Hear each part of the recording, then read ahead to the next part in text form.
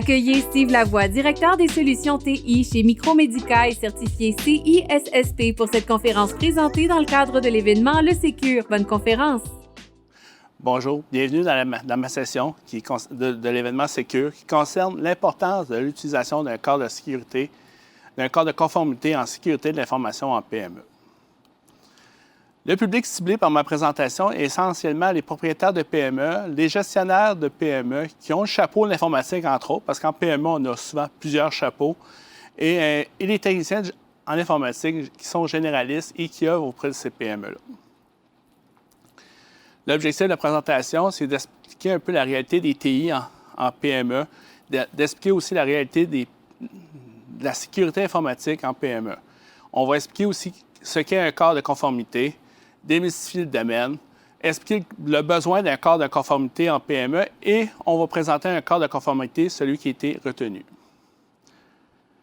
Maintenant, aujourd'hui, dans l'importance, pourquoi les PME? Les PME, ça constitue l'essentiel de l'économie canadienne. C'est près de 68 des entreprises et même là, c'est 97,8 des entreprises pour 68 des gens.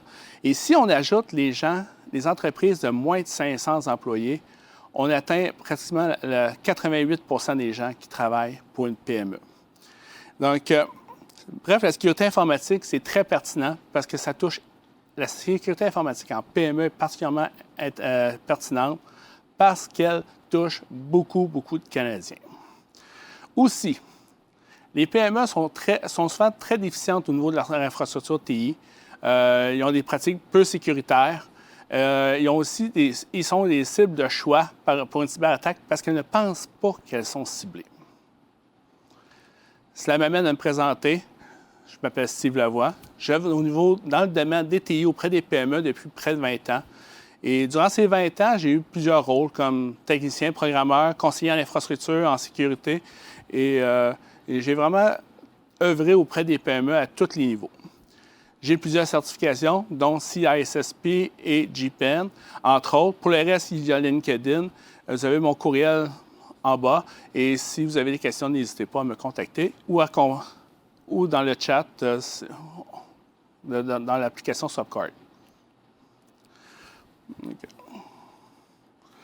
Donc, d'une façon plus opérationnelle, on va parler de réalité des TI en PME.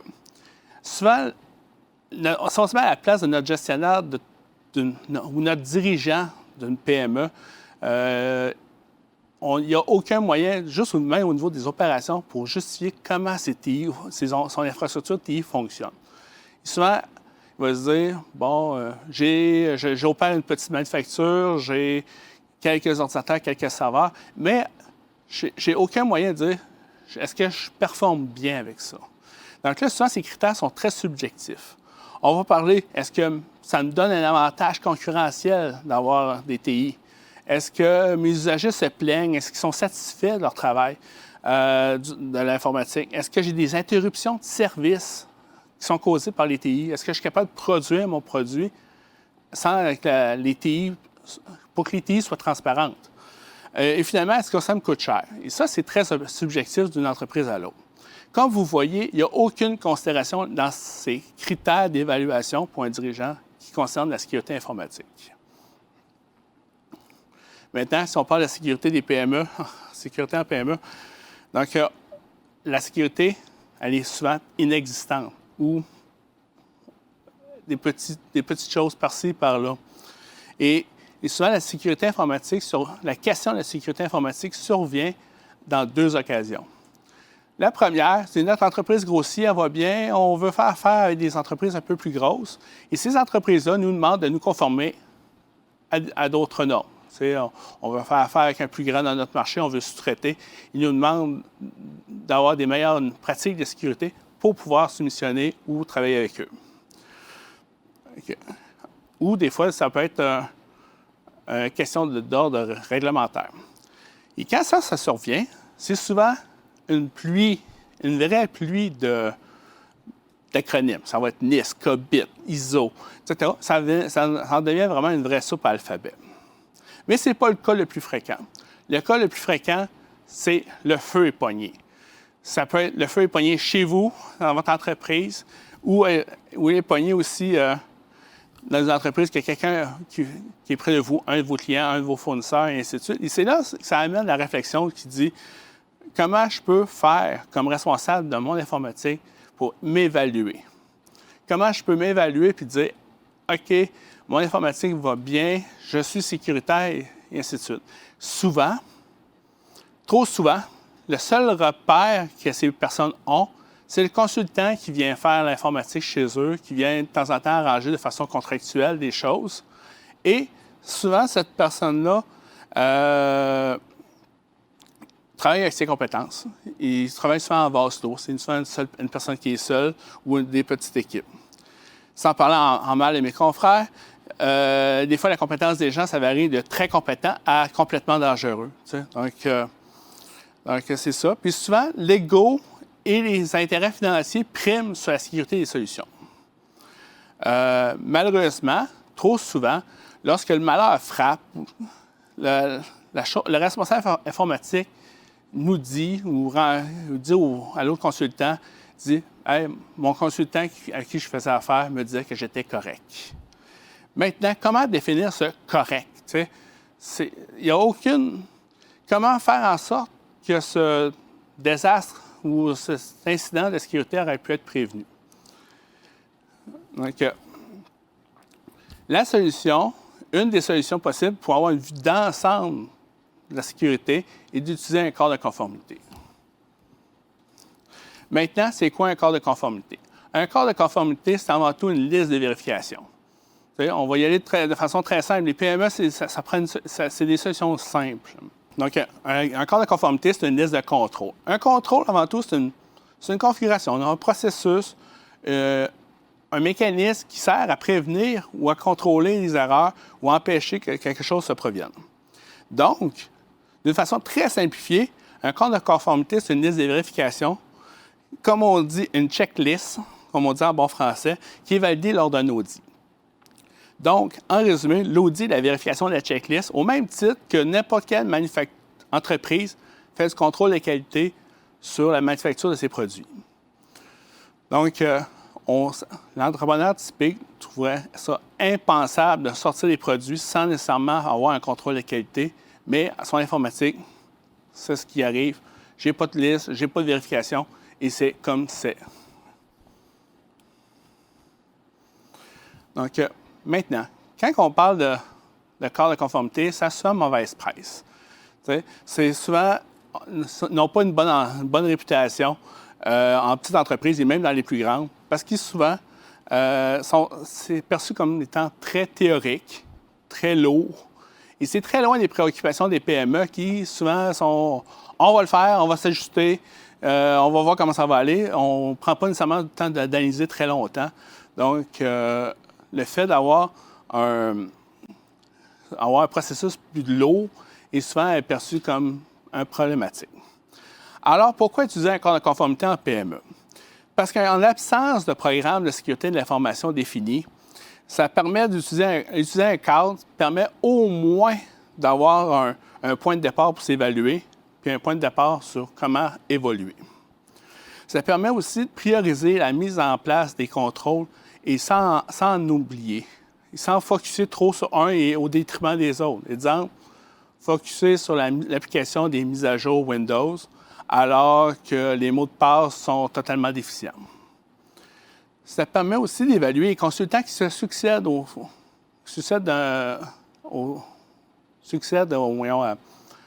de l'évolution de l'entreprise. Une entreprise, une PME, fait affaire avec des fois 2, 3 consultants pour différentes raisons. Et il n'y a pas vraiment de processus qui permet de les évaluer.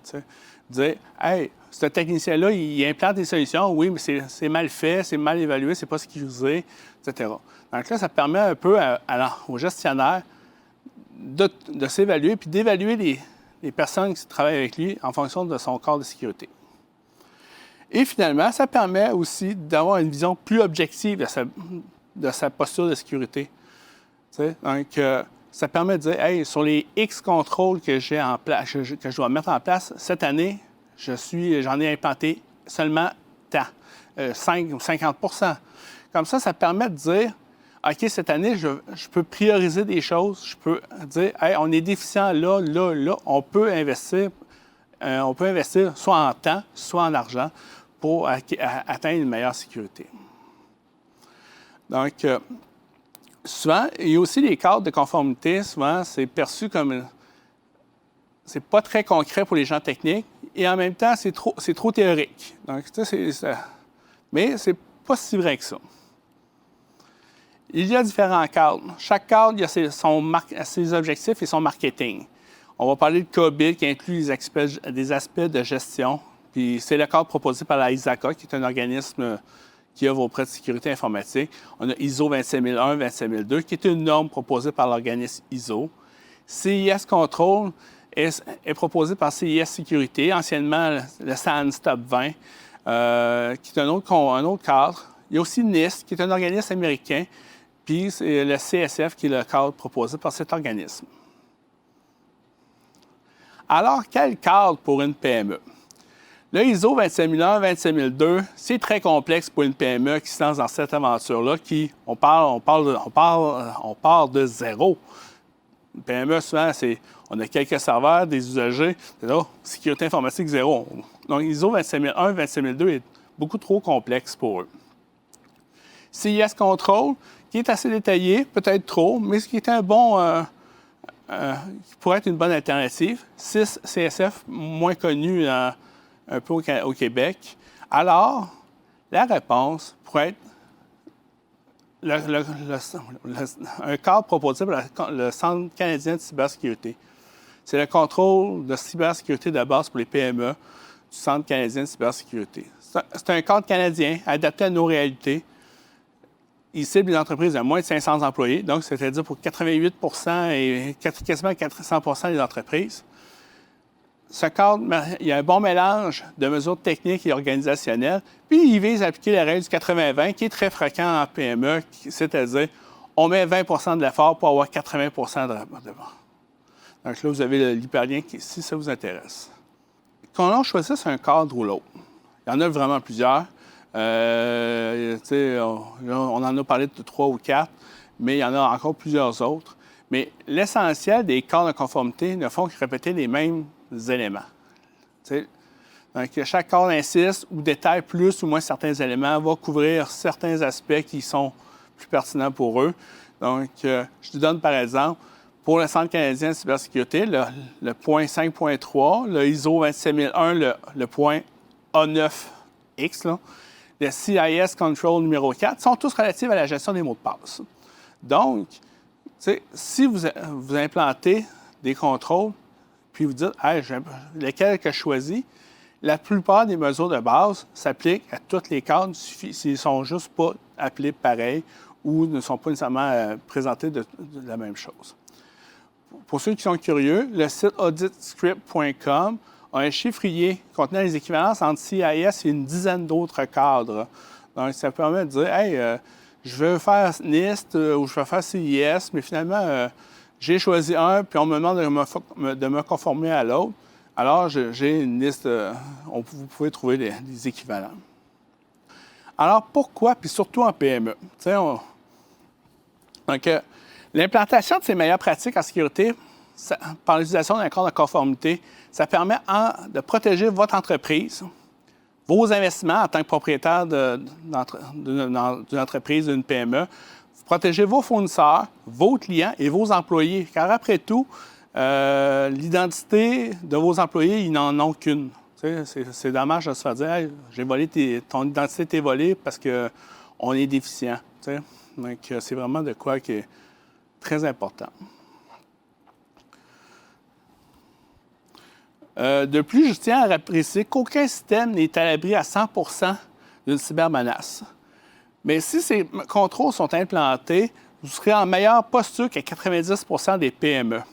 T'sais, les PME qui sont souvent ont peu ou des contrôles très mal appliqués ou très peu balancés, ce qui vont faire en sorte que si vous implantez de façon rigoureuse des contrôles de base, vous allez arriver à un stade que ce serait déjà mieux qu'à 90 % des PME.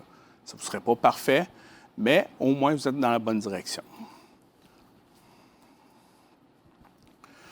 Donc maintenant, si on regarde le cadre de conformité du Centre canadien de cybersécurité, il y a avant tout 13 contrôles techniques et 5 contrôles organisationnels.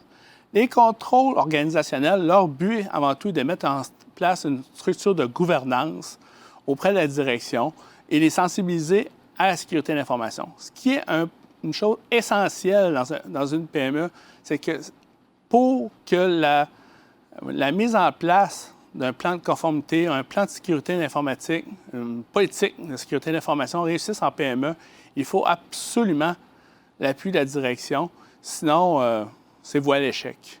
On le voit souvent en PME, on a des techniciens qui travaillent ou des gens qui disent on va travailler sur la sécurité, on va demander ça. Et tant qu'ils n'auront pas l'appui de leur direction, ils n'auront pas soit l'appui financier ou l'appui organisationnel pour la mise en place. Et c'est souvent source de frustration et pas mal voué à l'échec. OK. Bon, maintenant, au niveau des contrôles techniques, sans aller en profondeur dans chacun de ceux-ci, parce que c'est... Donc, on va parler maintenant du contrôle numéro 1, qui est d'élaborer un plan d'intervention en cas d'incident. Quand avec un incident, ce n'est pas le temps d'improviser. Soyez prêts. Ayez un plan qui permet de dire, bien, j'ai un incident de sécurité, qui je dois appeler, où est-ce qu'ils sont mes backups, comment ça fonctionne. Et on parle d'incident, mais ça peut arriver que votre incident arrive pendant que votre technicien ou votre fournisseur est malade ou est indisposé, etc. Vous devez être prêt. Le contrôle numéro 2, c'est d'appliquer les mises à jour sur vos systèmes et vos applications. Automatisez ça, si possible, et mettez à jour plus que simplement Windows. On va parler des routeurs, des switches, des firmware de vos équipements. Il y en a vraiment beaucoup d'équipements à mettre à jour et c'est important pour réduire la surface d'exposition de l'attaque. Entre la sortie de la faille, de la découverte, la sortie de la patch et son application, vous allez avoir réduire cette fenêtre-là. Maintenant, le contrôle numéro 3, activer les logiciels de sécurité. Donc, on va parler d'antivirus principalement et d'une console centralisée pour avoir une vue d'ensemble sur votre protection antivirale. En passant, je ne couvre pas nécessairement tous les sous-contrôles. Il y en a quand même quelques-uns, donc je vais quand même un peu high level. Donc, vous avez contrôle numéro 3, antivirus, console centralisée pour ça. Puis la console centralisée est importante pour pouvoir savoir, l'ordinateur qui est dans le fond de l'usine, s'il y a quelqu'un qui fait de quoi un peu pas approprié, qu'il y a des virus, il faut le savoir. Le contrôle numéro 4. Donc, le contrôle numéro 4, là, c'est vraiment configurer les dispositifs pour assurer leur sécurité. C'est-à-dire, introduisez pas de maillon faible à chaque niveau de déploiement, puis souvent, on dit, bon, on déploie une nouvelle machine, on déploie des caméras de sécurité, qui sont au réseau maintenant, on va déployer un système d'alarme. Donc, quand vous faites le déploiement de nouveaux équipements, assurez-vous de respecter des bonnes procédures de sécurité à chaque fois que vous déployez un nouvel équipement. Des fois, faites attention aux revendeurs qui installent des objets IoT, on va dire, parce que souvent, on va parler de caméras, photocopieurs. C'est pas souvent, des fois, les configurations les plus sécures qui sont mises en place. C'est souvent les configurations qui sont les plus convenientes ou pratiques pour eux. Donc, soyez vigilants à ce niveau-là. Maintenant, le contrôle numéro 5, qui est d'utiliser une authentification forte, qui est, je pense, c'est un des contrôles les plus importants du cadre de conformité, c'est-à-dire avoir une politique de mots de passe, l'appliquer de façon constante et partout, avoir des mots de passe forts, surtout longs, plus que complexes, et avoir un deuxième facteur d'authentification, le plus possible, partout où est-ce que vous pouvez l'appliquer. Donc, c'est ça. C'est vraiment le nerf de la guerre. Donc, les mots de passe, l'authentification, deuxième facteur, c'est vraiment très important. Le contrôle numéro 6, fournir de la formation pour sensibiliser les employés. Former vos employés, là, ça permet de... C'est souvent le dernier rempart, ça augmente la vigilance des employés lorsque les contrôles techniques manquent. C'est-à-dire, c'est souvent le dernier rempart. Tu sais, le courriel qui est reçu, on veut... si l'employé a une mauvaise impression, il y a quoi une erreur dans l'adresse de courriel. Formez vos employés pour qu'ils puissent servir de rempart à vos contrôles techniques. Le contrôle numéro 7. Le contrôle numéro 7, qui est avant tout la sauvegarde. Sauvegarde, chiffrement des données. Sauvegarder, je répète encore, sauvegarder et tester vos plans de sauvegarde. Car c'est jamais le temps quand un malheur frappe d'avoir « Hey, mon backup ne marche pas, il ne marche pas, je ne suis pas capable de récupérer, je n'ai pas toutes mes données, et ainsi de suite. Mes données sont accessibles sur le réseau, donc l'opérateur du ransomware a encrypté mes backups, mes sauvegardes. Ayez des copies déconnectées aussi. Donc, c'est vraiment un contrôle très important. Le contrôle numéro 8, on parle de services mobiles sécurisés. Donc là, vos téléphones sont aussi puissants que vos ordinateurs, donc traitez-les en conséquence. C'est-à-dire, on va mettre des antivirus sur les postes, mais on n'en mettra pas sur les téléphones. C'est comme des objets qui ne sont pas connectés à votre réseau, mais alors que c'est un endpoint comme les autres. Le contrôle numéro 9, établir un périmètre de défense à la base. Le contrôle, ça traite tout ce qui est contrôle entrant et sortant de votre réseau. Autant que ça c'est, on va parler de firewall, on va parler d'anti-spam, contrôler l'entrée ou sortie de votre réseau. On va parler d'accès VPN pour la connectivité réseau, avec le deuxième facteur, évidemment. Le contrôle numéro 10. Info nuagique sécurisée et services TI externalisés. La première chose qu'il faut savoir, c'est souvent en PME, je m'assieds avec les propriétaires et leur demande « Bon, utilises-tu des services infonuagiques? » Non. Ou « Ah, j'ai Office 365. » T'en utilises pas d'autres? Non. T'sais, dans le cas, souvent c'est quand on audite, on fouille, on se rend compte, finalement, il y a un service style Dropbox ou un autre équivalent, un Google Drive personnel, que les gens se partagent des données dessus. T'sais. Dans le cas, comme propriétaire ou dirigeant de PME, vous n'êtes pas en mesure de savoir où se trouvent vos données. C'est une des choses à valider. Aussi, vous êtes-vous déjà posé la question, comment vos fournisseurs puis vos consultants qui viennent travailler dans votre entreprise, ils stockent vos informations? T'sais, donc là, c'est drôle, n'importe qui au helpdesk de votre fournisseur informatique ou de le consultant peut se connecter chez vous et être en mesure de faire mon service. Alors, c'est le fun, mais comment ils stockent mes informations? Puis, il faut savoir tous les fournisseurs de TI, les MSP de ce monde, et ainsi de suite, sont des cibles de choix pour les pirates parce que je peux en pirater un ou en hacker un et obtenir des credentials ou des accès pour 10, 15, 20, 50 ou 100 employés, 100 entreprises différentes.